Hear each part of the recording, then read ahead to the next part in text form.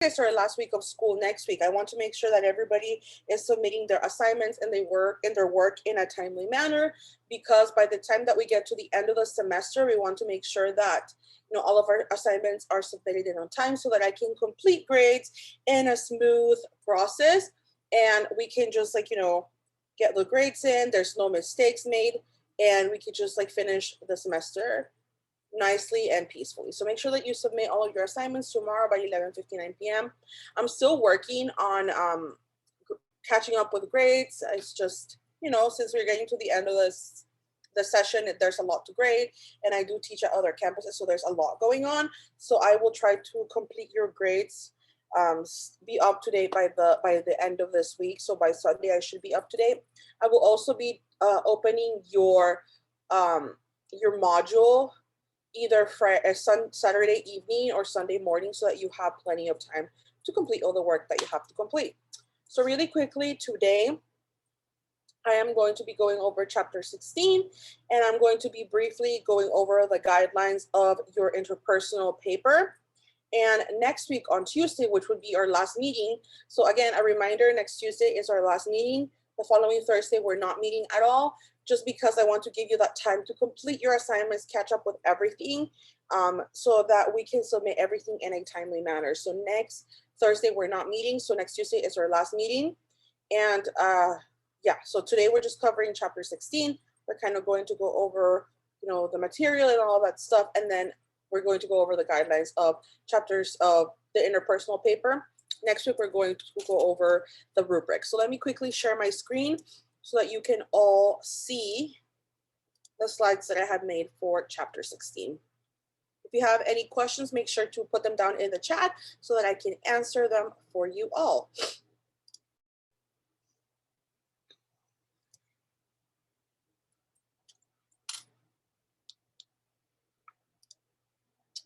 Perfect. So let me quickly share the screen.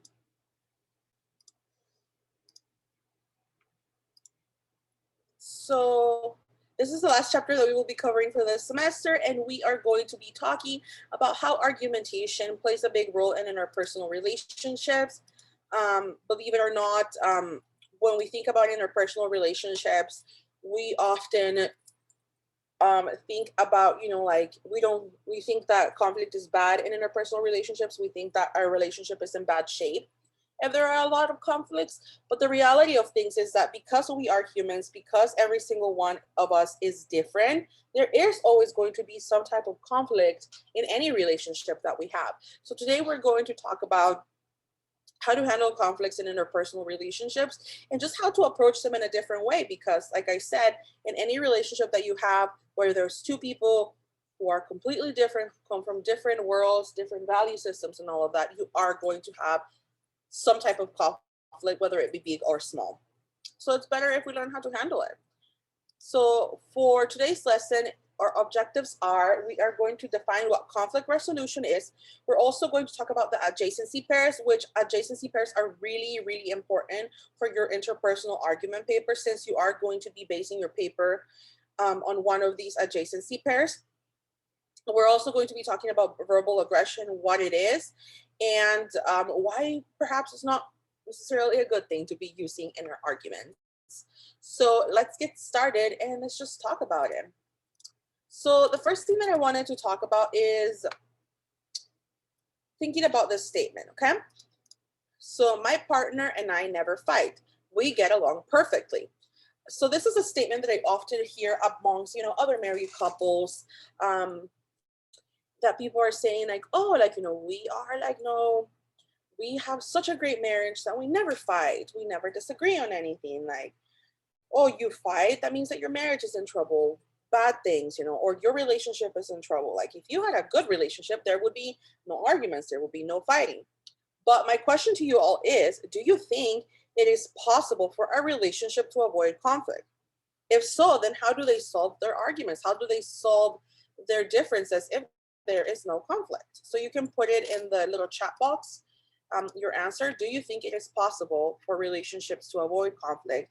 And if they do, how do they handle disagreements?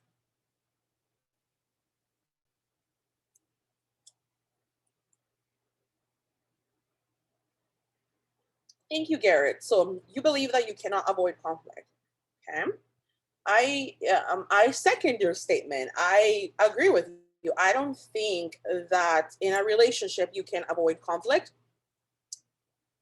And yes, thank you, Andrew. Yeah, it just makes it worse. So the way that I like to explain conflict in a relationship is, think of a water bottle, right? Like one of those like plastic water bottles that you get from like the store, like the Aquafina Dasani bottles, right? Think about those. So think about a water bottle, empty water bottle. Every single one of us begins a relationship with an empty water bottle for that relationship, right? And every time there's a disagreement or there's an argument, there is a drop of water that falls in to the water bottle, right? And if you just let it go and you don't address it, it's just gonna stay in that water bottle. And you keep dropping in more water, more drops of water until it gets to a point where you can no longer put the lid on that bottle because the water will start to spill. And that's usually what happens when relationships avoid conflicts or avoid disagreements. That water bottle of their relationship, they just keep like putting it in, letting the water just like sit there, go inside that water bottle. And it gets to a point where, you know, it just explodes and they have an argument over who, you know, does the dishes or who took out the trash and whose turn it is to like take the dogs out on a walk, right? They end up having an argument over like very small things when the bigger issue is something, another argument that they didn't address in the past.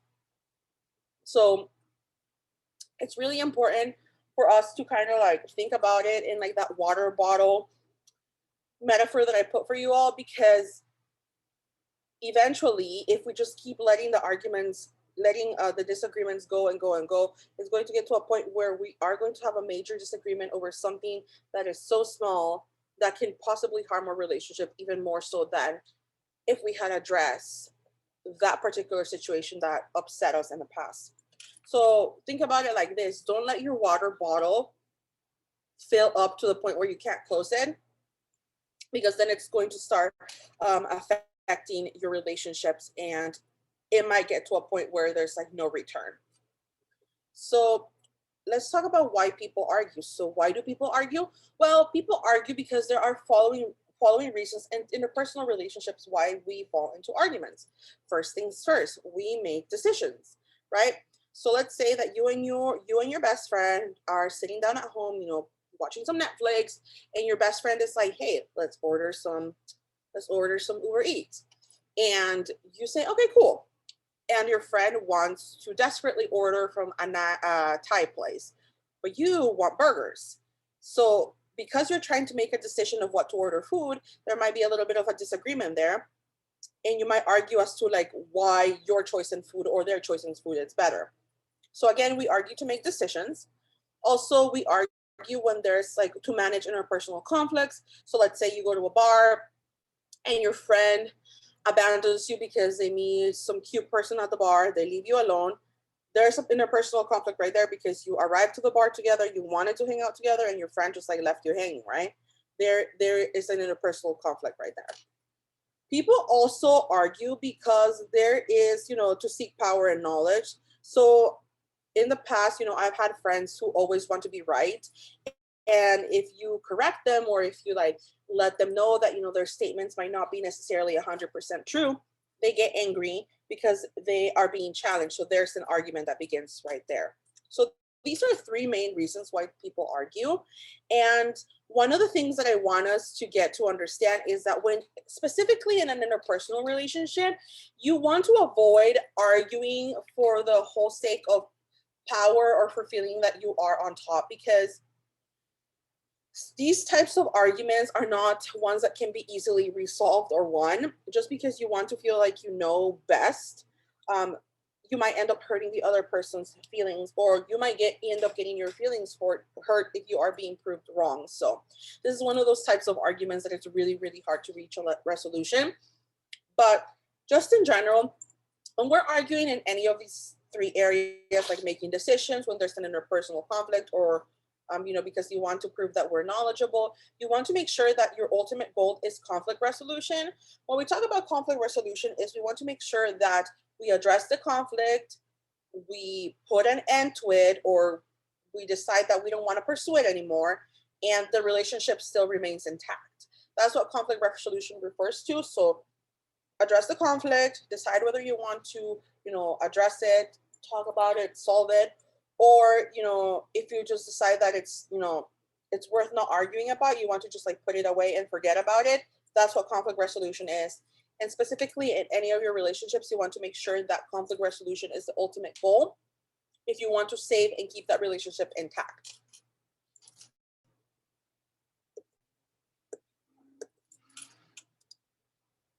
Now, the next thing that I wanted to talk to you all about is the idea of adjacency pairs. Now, adjacency pairs is one of the things that you're going to be examining, and you're going to be applying to the argument that you choose in your interpersonal argument paper. So it's really important for you to understand what an adjacency pair is. And one of the things that I wanted to start with is that, one of the things that humans often do, and I think it has to do with the way that we're raised in particular culture, society, etc., is that we do tend to avoid disagreements and conflicts at all costs. For example, when I grew up, like culturally speaking, I grew up in a Latinx home, right? And one of the things that I was taught to do is like never argue with adults, never challenge your, people who are older than you and anything like that, because it's deemed as disrespectful, right? So I tried to avoid disagreements at all costs until, I reached adulthood, and I was like, there's no point in avoiding them. Like, you have to address them. But most of us, culturally speaking, or due to like the rules of society, we tend to avoid disagreements because it just gets messy, or we're taught that it's wrong.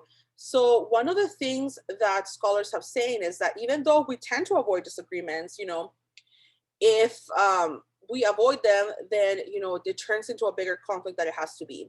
So communication scholars began studying how conversations, like a simple conversation, ends up turning into a conflict.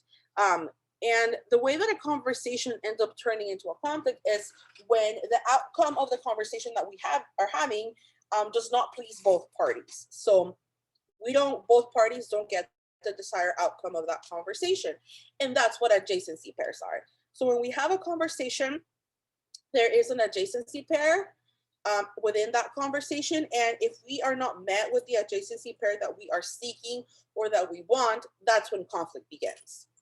So the scholars came up with 3 adjacency pairs that they notice in conversations, and these are those 3 adjacency pairs. So the first one is request, grant, / refusal. So in a conversation, when there is a request, you can either grant the request or you can refuse the request. And one of the things that I want you to keep in mind is that sometimes when we make a request, sometimes we want the request to be refused, and that's what we're looking for in the conversation. Sometimes we want the request to be granted, and that's what we're looking for. So let me give you an example. So let's say that you are flying, and after or previous to COVID times, let's not think about COVID, but let's say that you want to fly, right? You want to fly, and you want somebody to pick you up from LAX, which, a lot of us would rather just not drive to LAX. But you want your best friend to pick you up from LAX. And you really want your best friend to pick you up because you don't have a ride to go home. So you request, and your friend can choose to grant the request or to refuse it. And if you really wanted your friend to pick you up, you're seeking for that grant, for them to say yes.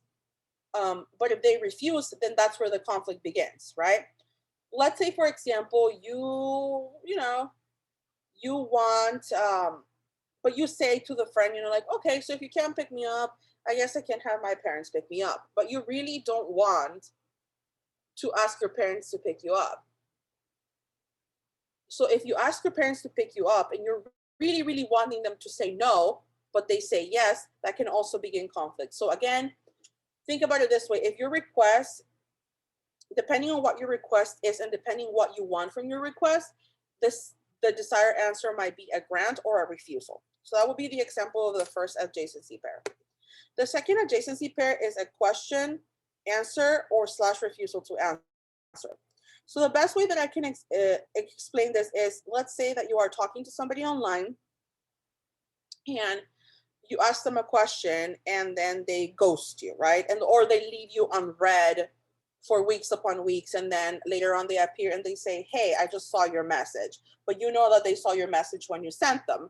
So if you wanted an answer right away from that person, then you wanted an answer, right? And if they don't answer, then that's where the conflict begins, because you're not met with your desired outcome. But if you ask them a question about, the status of your relationship, and you really don't want them to answer because you don't want to know, then you might be seeking for the refusal to answer. And if you get an answer right away, that might begin conflict because that's not what you wanted. So again, depending on what you are looking for out of that adjacency pair, the answer, if you get the answer that you don't want, that's what starts the conflict. The last thing that I have is the idea of boast. And there's like, boast is when you are like, not I don't want to say bragging, but when you are kind of like talking about, you're saying like things about yourself or somebody else, that are, really good things that you want to be either praised for them, or you want people to say that, they want to say like, oh no, like, that's not true or something like that, right? So depending on what you're looking for, you either want praise or you want people to like not praise you, which is the duration aspect. So for example, if you have a friend who likes to always feel like they're the best or they're well liked or they are above anyone else, and if they start saying, as everybody knows, like I'm the best at everything, and your friend is looking for you to appreciate or like boast them or agree with what they're saying about themselves, they might be seeking for the answer like, yes, you're amazing, you're incredible, you're the best, right? Or for example, if you start boasting someone and you want them to kind of like, play it off, not like brag about themselves, and they start bragging about themselves, you might be seeking for the derision, but you got the appreciation. So again, depending on what you want of the outcome of the boasting, or like, the showering yourself with compliments or other people with compliments, the outcome of it, it's definitely going to depend on what you want. So these are the three main reasons that people argue. And again, when you are looking at the argument that you're going to analyze for your interpersonal paper, you want to apply one of these adjacency pairs to your paper. So look at the argument that you are going to examine for your interpersonal paper and think, is my paper a request conversation? Is it a question, or is it a both? It could be a couple of them, and you can choose to use both, or you can just choose to use one. That is ultimately up to you, but you need to be able to apply one of these three adjacency pairs to the argument that you have. If you have any questions about adjacency pairs, or if you are, you are curious if you have the right adjacency pair, you can shoot me an email, but I will also be looking at your discussion posts anyways. So I will be adding feedback if I think that there's something that could be worked on, or if it looks like it's on the right track, I'll just give you the full credit for the assignment. So the next thing that I wanted to talk about is when we're having an argument, specifically in an interpersonal relationship, we want to make sure that we are understanding of the other person, that we want to keep that relationship intact as much as possible, and when we want to preserve it, and we want to make sure that the relationship doesn't end. So this is where self-esteem and empathic listening comes in. So one of the things that I wanted to highlight is that the way that we argue is often influenced by our upbringing. So do you all remember how at the very beginning of the semester, I had you take that conflict style quiz, right? Whether you were aggressive, passive aggressive, compromising and all of that, right? And, you might have agreed or disagreed with your outcome on the quiz, but it seems like the majority of you did agree with that. And often our conflict style is affected by the way that we're brought in. So for example, in my case, my family tends to be very aggressive or very assertive in their conflict styles. And for the longest time when I was growing up, I went to the avoidance type of conflict style, because I looked at how my family handled their conflict like very head on, very assertively and aggressive, and I didn't like that because it scared me. So I wanted to go more on the avoidance type of things, right? because of the way that I grew up, it led me to go into the avoidance side. But you know, as you all know, since I teach that class, I'm more aggressive when it comes to conflict style nowadays. So it does change, but it definitely is influenced by our upbringing. And you know, a lot of us probably have, like, because of our upbringing, we might have experienced verbal aggression, or we might be like victims of like low self-esteem, depending on how we grew up in. So when we talk about verbal aggression, we're talking about a conflict style that basically insults the other person, belittles the other person, a conflict style that attacks the person's integrity, and it makes you feel bad about yourself. So think about it, like if we go back to how we talked about when we talked about debates, it's kind of like the ad hominem fallacy all over again, that you're attacking the person, not necessarily argument. And you know, verbal aggression is not something that we want to have in our relationships, because we don't want to belittle the other person. We don't want to insult the other person. We don't want to attack who they are. We want to handle the problem at hand. We don't want to hurt the person.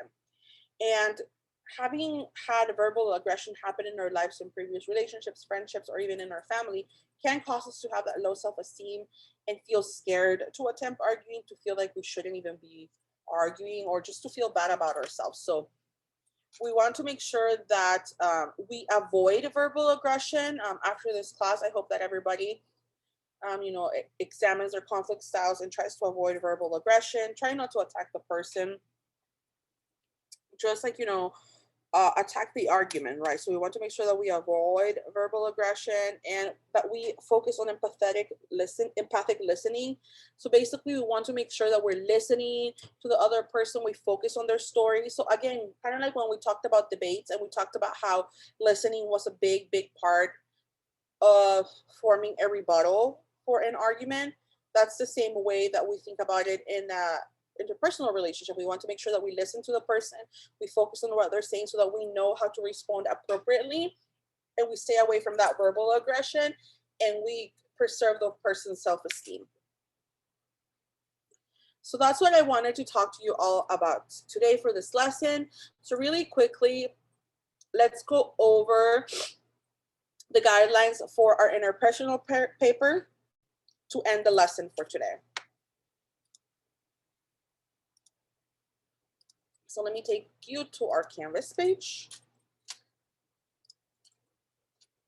so that I can go over the guidelines. So again, your paper is definitely solely based on chapter 16, although you are going to be applying some of the skills that you have learned from your past, from the entire semester, from all the chapters that we have covered, but it's mostly based on your analysis of chapter 16.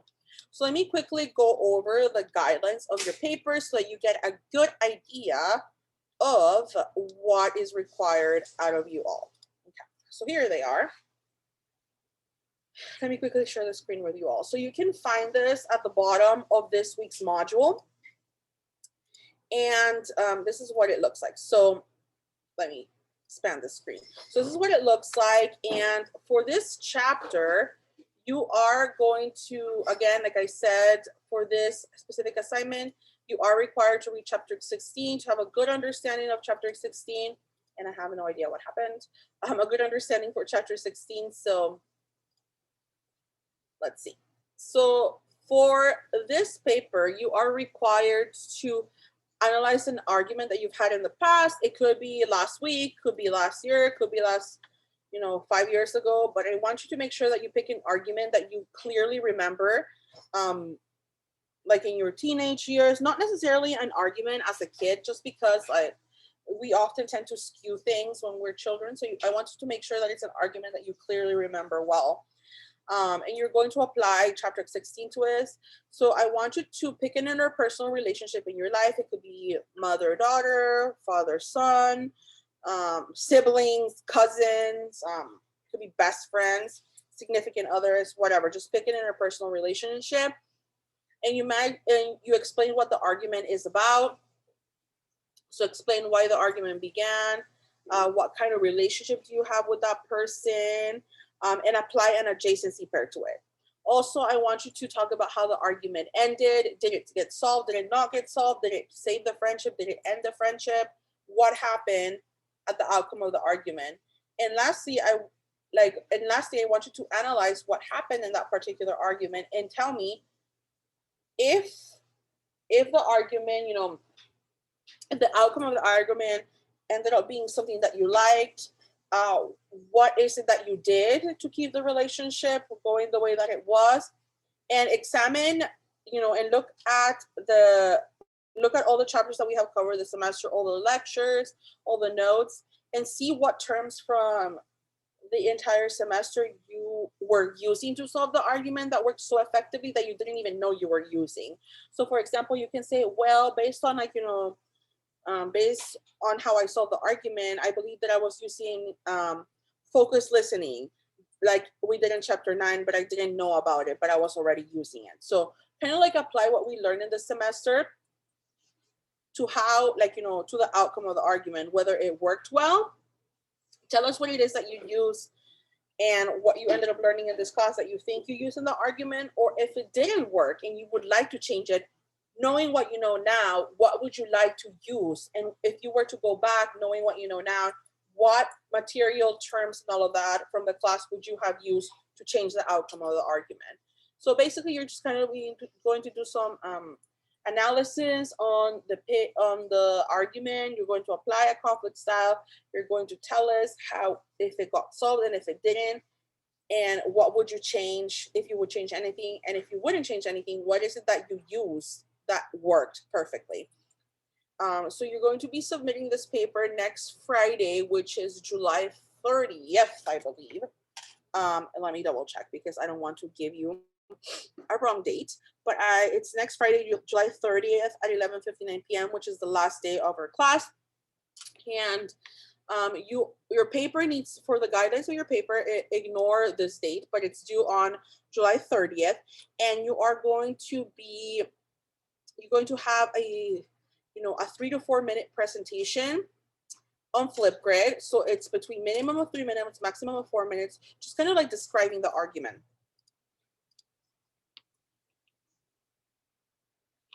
Good question, Andrew. Will you have any other 15-minute papers and discussions in addition to an interpersonal paper? No. So after this week, there are no more 15-minute papers. There are no more discussions. Next week, the only 2 things that are going to be due are your paper, your presentation, and your final exam, which I will go over next Tuesday, the study guide of the final exam. I will post it at the end of this week, but I will go over it next Tuesday in case any of you need help with that. So hopefully that clarifies your question. So you are going to have a 3 to 4 minute presentation. So it's minimum 3 minutes, maximum 4.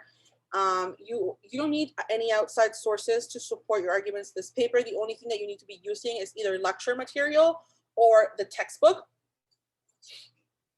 And the format is Times New Roman, 12-point font, double space. And your paper is a minimum of 3 pages. So you can go up to like 6 pages if you need to, but the minimum is 3 pages all the way to the bottom. So if you meet 3 pages, double space, 12 font, Times New Roman, all the way to the bottom, you have met the requirements for the length of the paper. And just for the presentation, just kind of like, how would you tell your friend about this argument? Like, how would you talk to a friend about it? How would you explain it? Just kind of give us a brief overview of what you wrote about. And yeah, and what would you change about it? So that's what the paper is going to be looking like. If you, like I said, if you have any questions, just make sure to shoot me an email. And I will also be putting in feedback on your discussion post, just to clarify if I see that there's like something that you need to add more detail to, or if I see there's something that we can focus on a little bit more. I will be writing some comments on your discussion post, and if it looks good, I won't be commenting on it at all. So yes, and the final exam, it is 5 questions like the midterm, and it's non-cumulative, meaning that whatever we learned after the midterm is what's going to be on the final. So you don't have to worry about chapters, I believe, 1 through 5 and 10, you don't have to worry about. Only whatever we covered after the midterm is what's going to be on the final. So good questions, Andrew. All right, folks, so that's all for today. I will be seeing you on Tuesday, and I will be getting to those quizzes and discussions posts today. Hopefully you all have a good weekend. Stay safe, stay hydrated because it's so hot. And I will see you next Tuesday.